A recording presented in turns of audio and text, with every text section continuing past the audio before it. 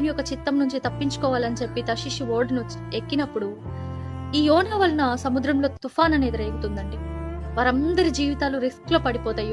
ఓడలో ప్రయాణిస్తున్న వారందరి జీవితాలు ఏ విధంగా నా ఓడ చులకన చేయాలి అని వాళ్ళు తమ దగ్గర ఉన్న వస్తువులన్నింటినీ ఏం చేస్తారు, సరుకులన్నింటినీ కూడా సముద్రంలో వేసేస్తారు. ఇటువంటి వ్యక్తులు, దేవుని యొక్క చిత్తం నుంచి పరిగెత్తే వ్యక్తులు, నువ్వు వెళ్లాల్సిన మార్గం ఒకటి, వీళ్ళు వెళ్లాల్సిన మార్గం ఒకటి. అయితే అటువంటి వ్యక్తులు నీ జీవితంలో ఉన్నట్లయితే నువ్వు ఏమేమి ఫలములను కలిగి ఉన్నావో, ఆత్మ ఫలములను ఏవేవైతే నువ్వు కలిగి ఉన్నావో అవన్నీ వదులుకోవాల్సి వస్తుంది వీరిని బట్టి. యోనా తమ ఓడలో ఉన్నారు కాబట్టే తమ ఎంతగానో ప్రయాసపడి సంపాదించుకున్న సరుకులన్నింటినీ వారు విడిచిపెట్టారు.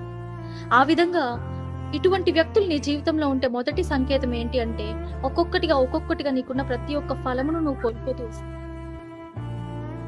అయితే ఇటువంటి వారు నీ జీవితంలో ఉంటే